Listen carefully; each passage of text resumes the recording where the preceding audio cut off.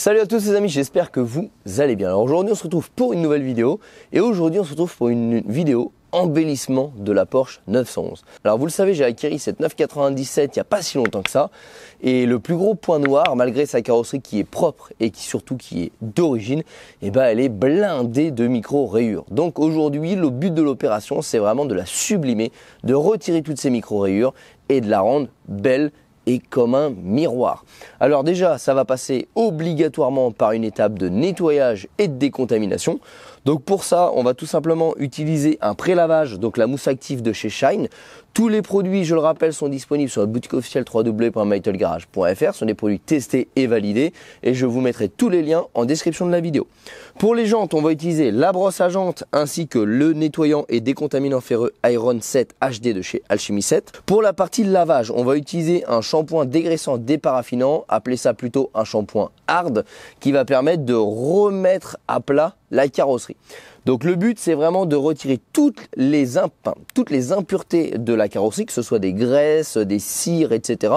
pour qu'on puisse vraiment ensuite travailler sur la carrosserie sans surcouche, je dirais, cire ou tout ce que vous voulez. Donc là c'est vraiment un shampoing qu'on va utiliser soit à la sortie de l'hiver pour vraiment retirer le sel de la voiture, soit pour faire une opération de correction de la carrosserie, soit parce que la voiture est vraiment hyper dégueulasse, ou alors qu'on souhaite changer la protection sur le vernis, donc de passer par exemple d'une carnauba à une céramique, ou voilà. C'est un petit peu à ça sert, on lave pas au quotidien son véhicule avec un shampoing hard. Ensuite, je vais utiliser un décontaminant ferreux sur toute la partie carrosserie, mais aujourd'hui c'est un décontaminant ferreux qui est en test, donc je ne vais pas vous en parler, vous allez le voir certainement pendant quelques parties, mais aujourd'hui je ne sais pas s'il est bien ou pas bien, donc tout simplement j'en profite de cette vidéo là pour intégrer ce petit test. Donc là on va servir de la brosse parce que la voiture elle est vraiment très sale, hein. Elle n'a pas été forcément nettoyée avec le soin que moi je le ferai. Donc le but c'est d'aller vraiment nettoyer les intérieurs de jantes. Surtout que là on est vraiment sur des jantes très larges, donc pour aller atteindre la partie arrière de la jante, il faut une brosse. Là le but c'est vraiment de nettoyer au maximum pour avoir le moins de contamination possible sur la carrosserie, pour que quand on lustre, on n'ait pas de choses qui raccrochent. Alors moi je le fais pas parce que j'aime bien présenter les produits de la manière la plus simple possible, avec une utilisation que tout le monde peut faire, mais si vous voulez rajouter encore un step dans la préparation de votre véhicule, vous pouvez faire une décontamination à la barre d'argile. Ça veut dire qu'en fait on va retirer les contaminations qui sont incrustées dans le vernis. Mais encore une fois là on se rapproche du côté professionnel et il n'y a que très peu de gens qui vont faire ça à la maison, donc moi je préfère vraiment vous présenter ma méthode, entre guillemets, monsieur tout le monde. Maintenant on humidifie toute la carrosserie et ensuite on passe la mousse active.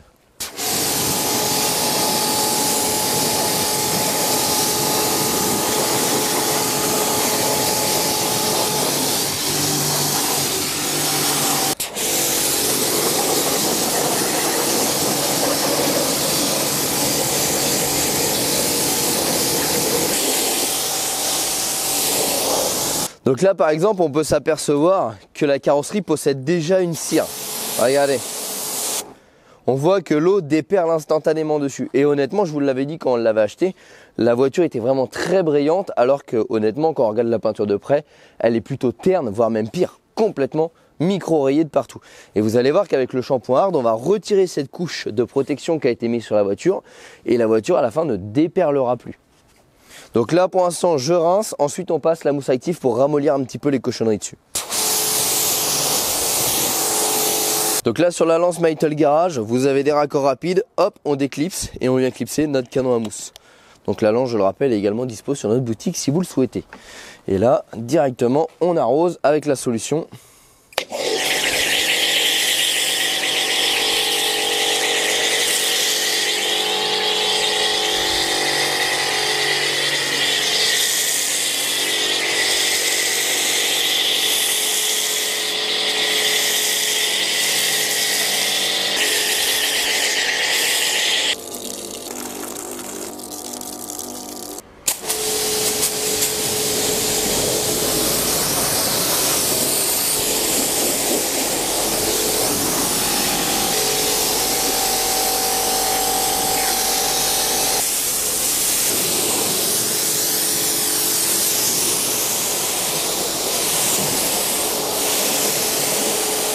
Voilà, et là honnêtement la voiture elle est déjà quasi impeccable. On voit elle est elle est propre. Si on voudrait la nettoyer, honnêtement, on pourrait s'arrêter là parce que vraiment, il n'y a plus d'impureté. Mais là, vu qu'on veut la lustrer, on va travailler le vernis, il faut continuer. Donc la prochaine étape, on va passer le décontaminant ferreux. Alors là, comme je vous l'ai dit, c'est pas un modèle qui est disponible sur la boutique. On ne l'a pas encore testé, on commence les tests. Les tests se font depuis plusieurs mois sur les produits. Donc aujourd'hui, ça fait partie des premiers essais qu'on va faire de ce produit-là. Le décontaminant ferreux, on peut le mettre sur les jantes, sur la carrosserie, etc. Bon, bien évidemment, prenez un compatible. En l'occurrence, on en a un sur la boutique qui est déjà testé et validé. Si vous le souhaitez, je vous mettrai le lien en description de la vidéo. Allez, on teste celui-ci. Donc là, c'est idéal quand on applique comme ça, il a des températures assez faibles. Aujourd'hui, il fait 3 degrés parce que ça permet au produit de travailler sans sécher trop vite. Parce que le gros problème qu'on a avec ce genre de produit-là, c'est que généralement, s'il fait 20 degrés ou plus, ça sèche très vite. Donc si vous le faites en été, pensez à faire cette étape-là tôt le matin. Croyez-moi, ça peut vraiment être pratique. Et idéalement sur carrosserie humide et froide.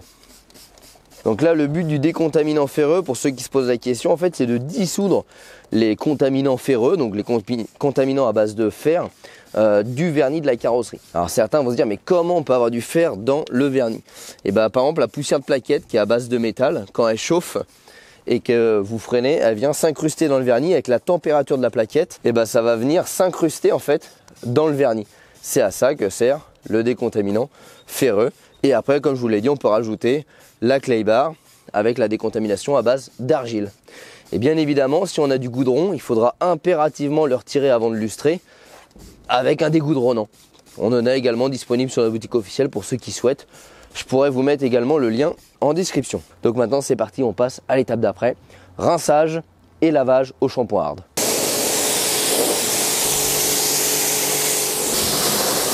Donc là maintenant on met le shampoing hard de chez Shine. Donc là le dosage est assez important, hein. Là moi je fais un dosage pour 20 litres. Donc je mets presque un demi flacon. Et maintenant on attaque la dernière étape, le lavage. Alors je vais juste vous faire une petite démonstration sur le capot pour vous montrer qu'après ça va ne plus déperler du tout. Donc là je vais essayer de faire un demi capot pour vous expliquer vraiment le fonctionnement et le but d'un shampoing qu'on appelle entre guillemets hard. Hard, c'est parce qu'il a un fort pouvoir nettoyant, détergent, appelez ça comme vous voulez. Ça retire les graisses. Bon, vous voyez bien que sur la partie que je viens de nettoyer, il n'y a plus aucune déperlance de l'eau. Et sur la partie que je n'ai pas nettoyée,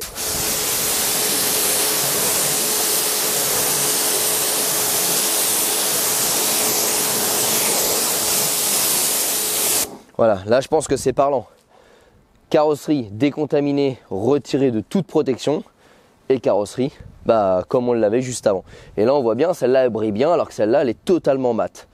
Pourquoi? Parce qu'elle est mate, parce qu'elle est bourrée de micro-rayures. Et aujourd'hui, ce qui cache entre guillemets ces imperfections-là, c'est la cire qui a été appliquée sur la carrosserie. Donc là je vais nettoyer la voiture intégralement avec le shampoing hard. Et là elle sera prête à recevoir un lustrage.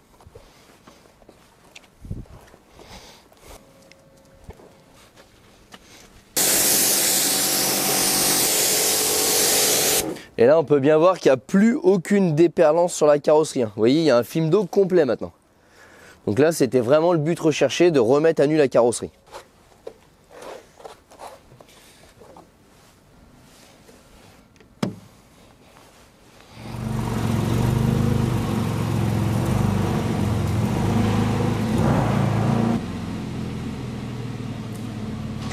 Bon, alors dehors, on s'était aperçu avant et après le shampoing, mais là sous le panneau LED ça reflète tous les défauts.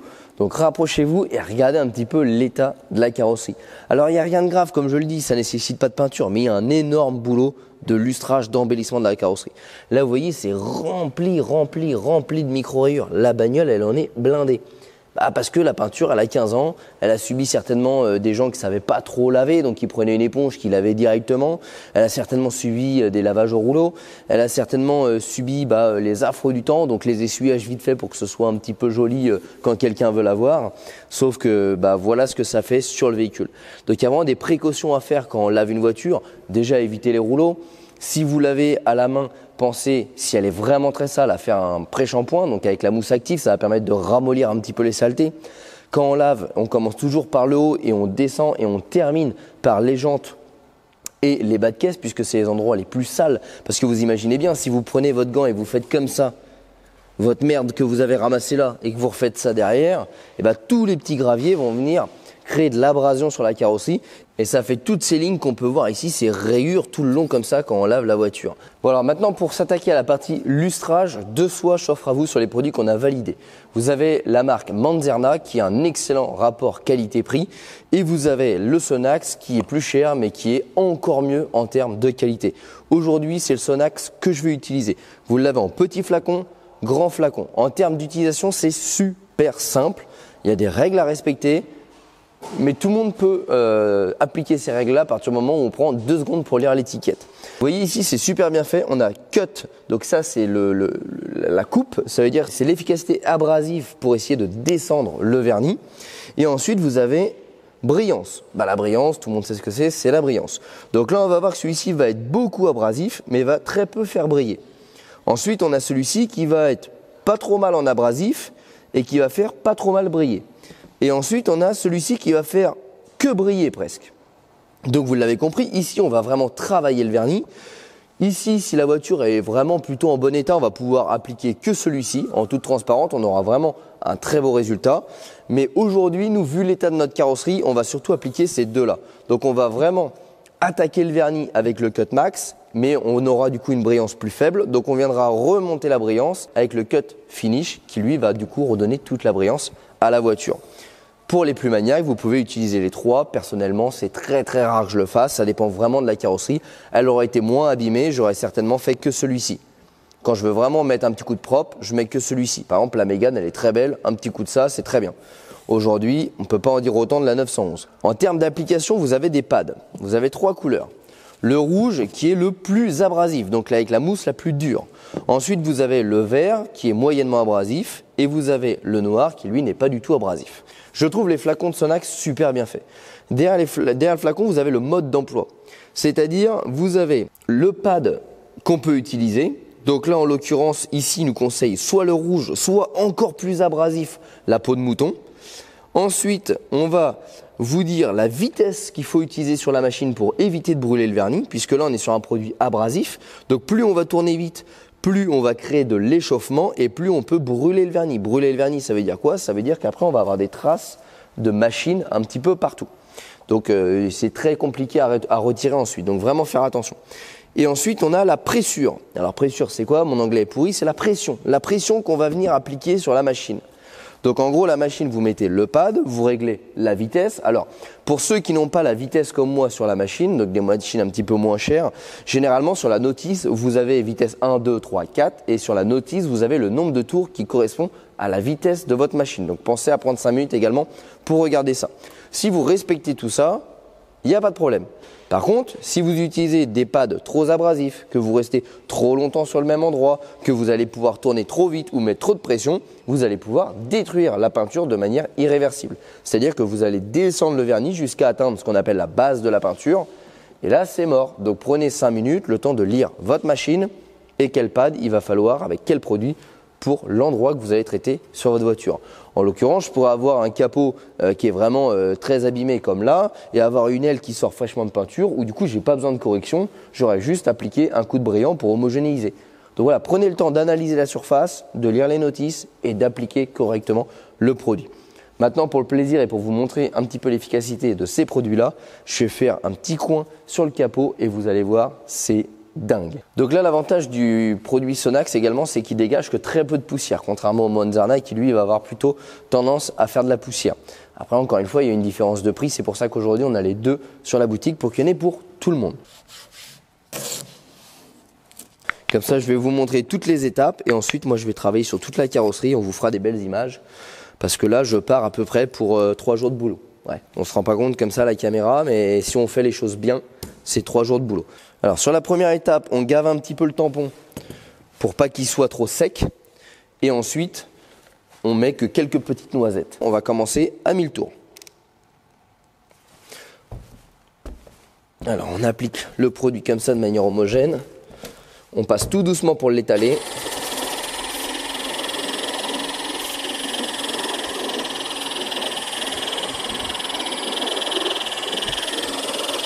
Là, vous voyez, mon pad est vraiment très sec. Donc la première fois, on en met toujours un peu plus. Et après, vous voyez, quelques petits noisettes comme ça suffiront largement.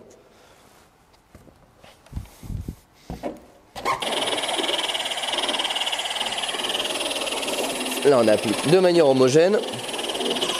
Et ensuite, on vient travailler.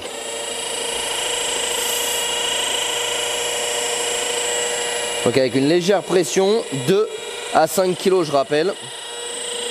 Et toujours en passe croisée.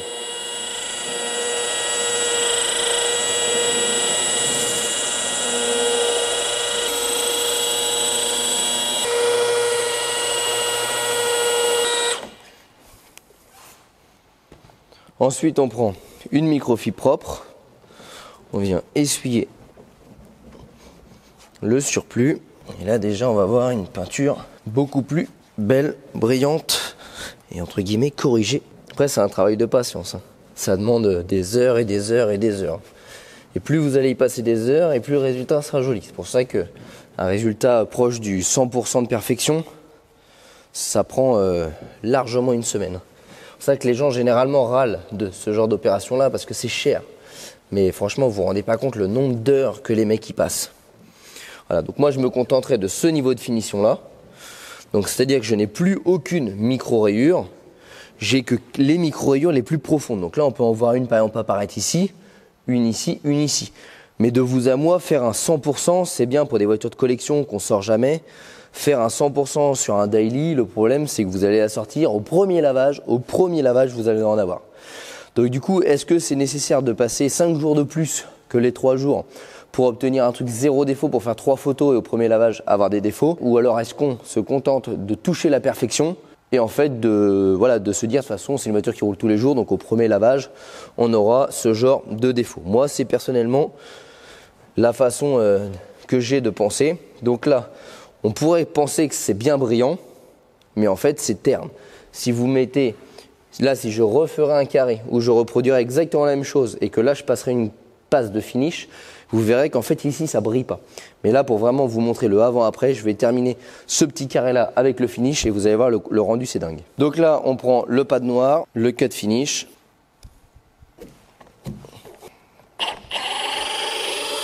On étale. Et vous voyez, c'est beaucoup plus simple à travailler ça.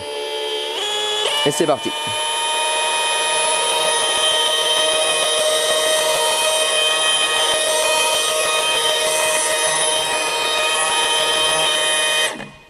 Voilà, si on prend en termes de délai, là ça m'a pris à peu près, on va dire un quart d'heure pour faire cette zone là. C'est pour ça que je vous dis que c'est un travail qui est très très très long. Donc là on essuie, ça beurre un peu, c'est normal.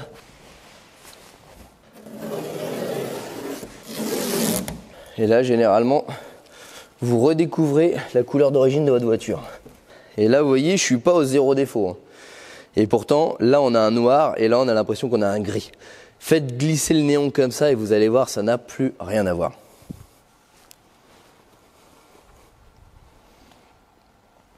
Donc pour obtenir ce résultat-là, vous imaginez, j'ai passé 15 minutes ici. Si on reproduit ce carré-là sur la voiture, il y a quelques heures à y passer. Et si on veut vraiment obtenir du zéro défaut, c'est-à-dire retirer encore les dernières petites imperfections qu'il y a, et ben vous rajoutez à minima encore un quart d'heure. Donc 30 minutes pour faire ce genre de résultat-là. Et nous aujourd'hui, on va faire toute la voiture comme ça.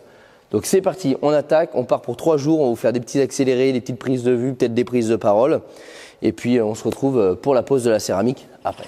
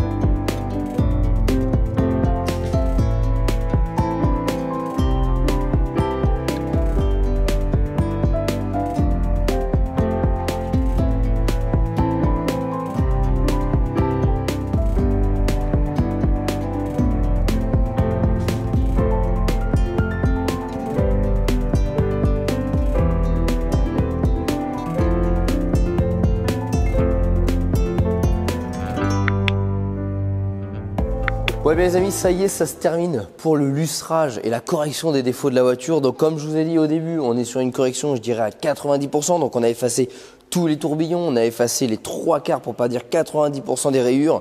Il reste uniquement les rayures les plus importantes. Mais comme je vous ai dit au premier lavage, de toute façon, il y en a qui vont réapparaître. Donc je pourrais encore passer une journée de plus à corriger les dernières petites rayures. Mais il me faudrait que c'est un simple lavage pour que ça revienne, donc c'est dommage. Là, pour vous donner un ordre d'idée, je suis à peu près à 4 jours complets de boulot et on a enfin terminé. Alors franchement, la voiture, c'est la sublime. Je ne sais pas si à la caméra, vous vous rendez compte entre l'avant et l'après. Parce qu'au début, c'est très flagrant parce que la correction est localisée. Et puis plus on étend la correction et plus on se dit, on s'habitue entre guillemets et on se dit bah finalement elle était pas si mal que ça la peinture. Sauf que quand on regarde les photos d'avant, on se dit non en fait elle était vraiment genre défoncée. Donc là 4 jours de boulot intégral et on retrouve une voiture qui a un noir qui est beaucoup plus profond. On a une peinture qui est exemptée de tout défaut, on n'a plus de tourbillon, on n'a plus rien. Vous voyez, alors hop je prends un petit produit que j'ai utilisé, on le met dans la carrosserie et là c'est un miroir. Regardez un petit peu. On peut lire le produit dans la carrosserie. Franchement, c'est voilà, bluffant. Vous voyez, je navigue le produit dessus, les dalles, etc. Je me vois, c'est un miroir complet.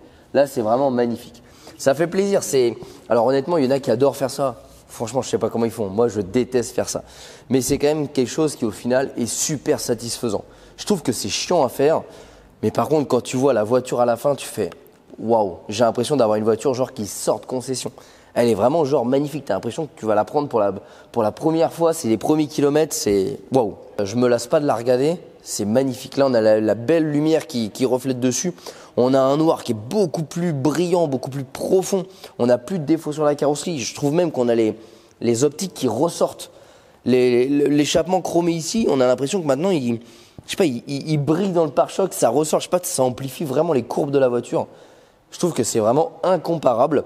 Maintenant, quelles vont être les prochaines étapes? Donc maintenant qu'on a passé l'étape de correction, les prochaines étapes, ça va être l'étape de protection. Le but, c'est de garder le plus longtemps possible cette carrosserie dans cet état-là avec le plus de brillance possible. Pour ça, on va tout simplement utiliser Handlex DC60. C'est une cire céramique qu'on a testée et validée, qui est disponible sur la boutique officielle www.metalgarage.fr. Je vous mettrai bien évidemment tous les liens de tous les produits que j'utilise en description de la vidéo.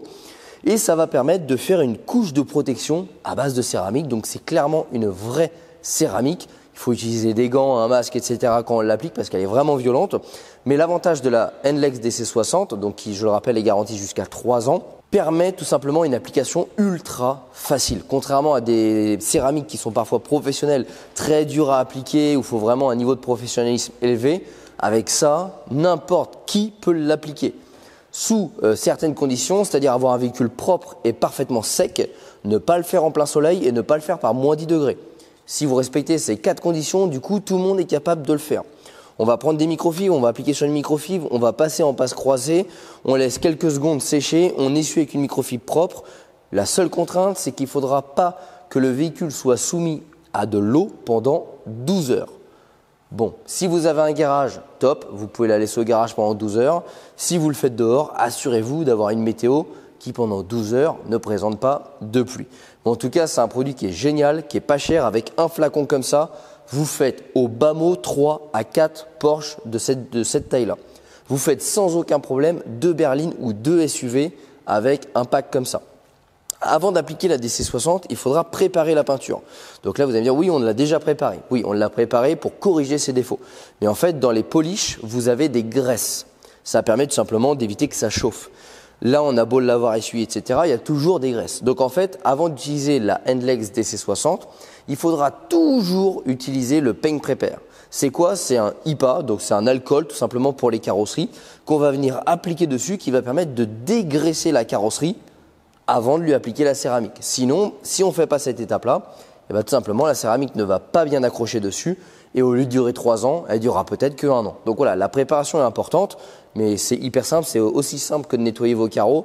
Vous vaporisez sur la carrosserie, vous passez la microfibre, ça dégraisse, on laisse sécher. Une fois que c'est sec, on s'attaque à la céramique. Donc tous les liens sont en description de la vidéo.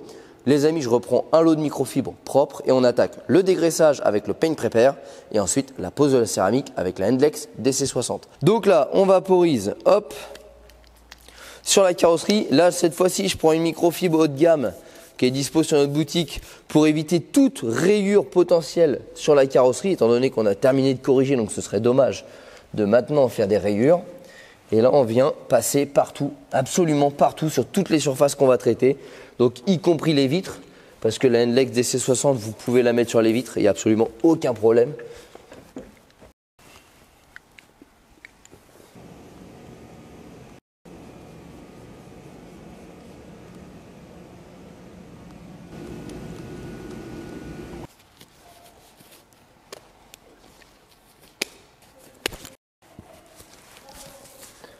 Bon, ça y est les amis, on est équipés. Donc là maintenant on va s'attaquer à la pose de la DC60. Alors, vous le savez, j'apporte pas beaucoup d'importance personnelle aux EPI. C'est un défaut chez moi. Mais franchement, quand faut les mettre, faut les mettre. Si je les mets, c'est qu'il faut vraiment les mettre. Là, n'hésitez pas à porter des gants et un masque, puisque la DC60 est très volatile et elle est extrêmement nocive, que ce soit sur les mains, mais également dans les poumons. Donc ne prenez pas, alors je l'ai fait une fois, ça vous détruit le nez, donc ne le faites pas, d'aller la sentir. Vraiment, c'est hyper fort et je vous assure que vous avez mal aux narines pendant 10 heures. Donc vraiment, ne faites pas ça et protégez-vous à l'application. Donc là, l'application, très simple. On se munit de 2 microfibres. Une qui va nous permettre d'appliquer le produit et une qui va nous permettre d'essuyer l'excédent de produit. Alors avec, il est vendu une microfibre.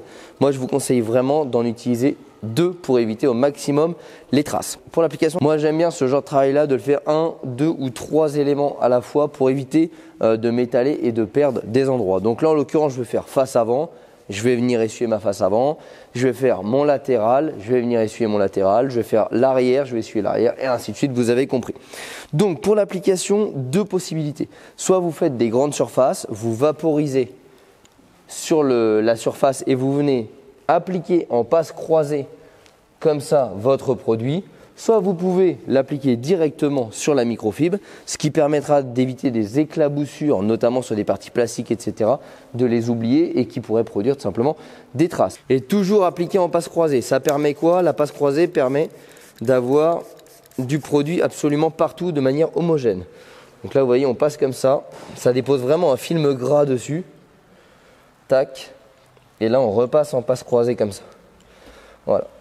Ensuite, on va laisser tranquillement la céramique se poser. Donc là, je vais faire l'autre partie du capot. Là, vous voyez bien à l'application, hein. Tout à l'heure, on va faire des gros plans. Ça fait vraiment un film gras.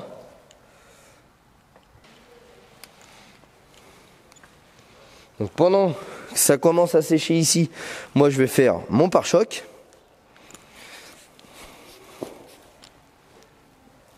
Et là, vous allez voir, on va avoir une brillance extrême. Mais vraiment. Ça va vraiment remonter la brillance de la voiture et le côté hydrophobe va être dingue. Donc les phares, c'est pareil, ça va appliquer une protection sur le phare, notamment anti-UV, donc ça va limiter le jaunissement des plastiques des optiques. Et je ne sais pas si à la caméra vous vous rendez compte, mais là je viens juste de passer à DC60 sur le phare côté passager. Regardez la différence par rapport au phare côté conducteur. On dirait que celui-ci il est terne et que celui-ci il est transparent. C'est incroyable. Voilà, donc maintenant que j'ai ma couche de protection qui est appliquée sur ma face avant, je vais venir prendre ma microfibre qui cette fois-ci est propre et qui va me servir uniquement à essuyer. Parce que l'autre, là on pourrait la replier et essuyer, ça marcherait très bien pour les premiers éléments. Mais arrivé à la fin de la voiture, elle va être gorgée et ça va laisser des traces. Et ces traces-là, pour les retirer, il faudra obligatoirement lustrer la voiture. Que là vous prenez une microfibre propre et fermement, vous repassez sur la carrosserie et ça va absolument tout retirer.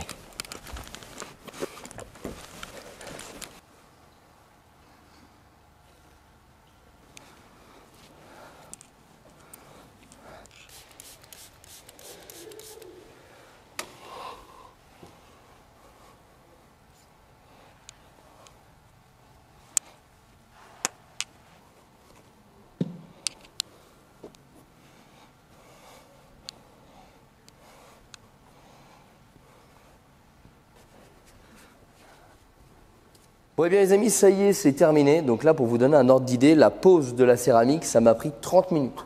30 minutes top chrono, j'ai fait la carrosserie complète et les 4 roues. Donc vous voyez, c'est quelque chose de très simple à appliquer, ça prend pas énormément de temps. Donc là, je sais pas si vous vous rendez compte un petit peu, mais moi je le vois immédiatement parce que j'ai appliqué la céramique. Donc quand je faisais la moitié de l'aile, je voyais la différence de brillance par rapport à l'autre moitié. Mais là, la voiture, elle est étincelante. Même au niveau des jantes, regardez un petit peu les jantes, comment elles brillent maintenant. On a un brillant sur les jantes. Les jantes, je ne les ai même pas lustrées. C'est-à-dire que les jantes sont de la teinte d'origine, elles sont encore un petit peu abîmées là. J'ai juste décontaminé et posé une céramique. On dirait tout simplement qu'on a appliqué un nouveau vernis sur les jantes. Donc vraiment, c'est assez remarquable et bluffant la qualité de cette DC60 et sur toute la carrosserie. Regardez comment ça brille, les rétros. Là, regardez un petit peu là, quand on se regarde en face.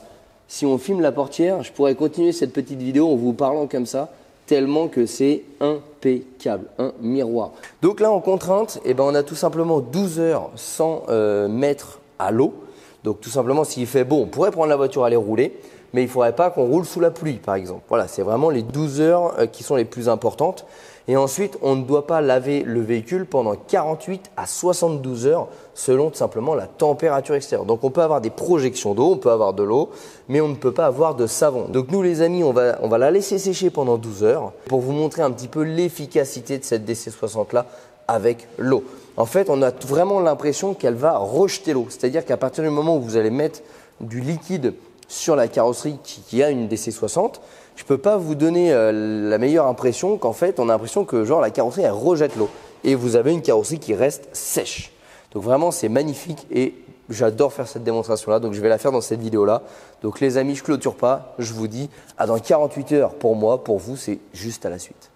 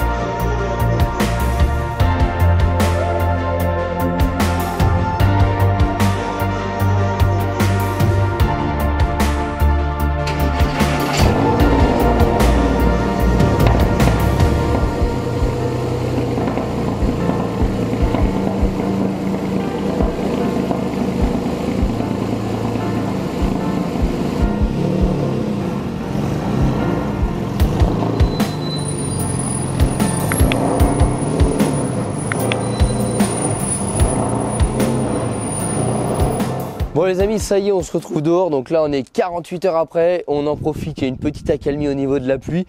On va vous montrer un petit peu le côté hydrophobe de la céramique DC60. Alors déjà, vous voyez, avec la lumière du jour, je trouve que la carrosserie elle est encore plus belle que sur une lumière artificielle. La lumière artificielle va dévoiler plus vite les défauts, mais je trouve que la lumière du jour va vraiment montrer les plus belles courbes de la voiture.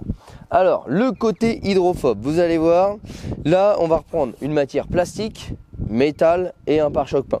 Vous allez voir que c'est incroyable. Regardez, je prends de l'eau. Vous avez vu comment l'eau est dépaire. Regardez sur le phare. Hop, mon phare il est instantanément sec. Regardez un peu la vitesse que l'eau s'échappe. Sur le pare-choc, même topo.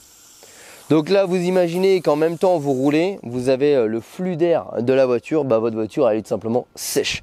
C'est incroyable. Donc là, si l'eau ne tient pas, et bah, l'eau sale ne tiendra pas non plus. Je vous avais fait une démonstration notamment avec de l'eau et de la boue sur la BMW de ma maman où j'avais posé également cette céramique là. Franchement, je trouve qu'elle est bluffante. Regardez, on a l'impression que l'eau elle est rejetée immédiatement. Tout. Allez sur le capot. Voilà, je crois que ça parle d'elle-même. En tout cas, voilà un petit peu les amis le résultat qu'on a pu faire en travaillant une semaine complète sur cette Porsche 911. On lui a totalement refait une jeunesse. On lui a remis une belle robe soyeuse. Elle est magnifique. Alors moi j'ai l'impression d'avoir une voiture toute neuve. J'ai l'impression que je viens juste d'acheter une nouvelle voiture. Je suis autant excité que quand je venais juste de l'avoir. Et puis regardez un petit peu cette DC60. Regardez l'arc d'eau qu'on voit ici. et la carrosserie elle est totalement sèche. Moi je peux que vous conseiller d'utiliser ça, c'est facile d'application. On peut l'appliquer sur une carrosserie totalement rayée, c'est juste que bien évidemment pour encore embellir, je trouve que c'est quand même mieux de faire un lustrage de la carrosserie comme on l'a fait. Donc les amis, n'hésitez pas à nous mettre en commentaire vos avis sur le travail qu'on a fait sur cette Porsche 911. Je rappelle, on ne l'a pas fait au niveau professionnel, on peut aller encore plus loin en prenant tout simplement plus de temps dans la préparation de la carrosserie, notamment dans la décontamination avec la clé barre, mais aussi dans le résultat visuel, c'est-à-dire que là on a fait une correction à 90%, on pourrait encore accentuer avec une correction à 100%, c'est-à-dire retirer 100% des défauts de la carrosserie. Mais aujourd'hui, aucun particulier ne le fait. Donc moi, j'essaie toujours de vous tourner les vidéos pour avoir le meilleur résultat avec un travail de particulier. Les amis, un grand merci à tous. J'attends vos retours en commentaire de cette vidéo. N'hésitez pas à nous rejoindre sur les réseaux sociaux, Facebook, Instagram. Tous les liens sont en description de la vidéo et aussi maintenant sur TikTok. Et moi, je vous attends très vite sur la chaîne YouTube pour vous proposer de nouveaux contenus, que ce soit sur cette 911, sur de la mécanique ou sur de l'esthétique automobile. Allez, à très bientôt. Ciao.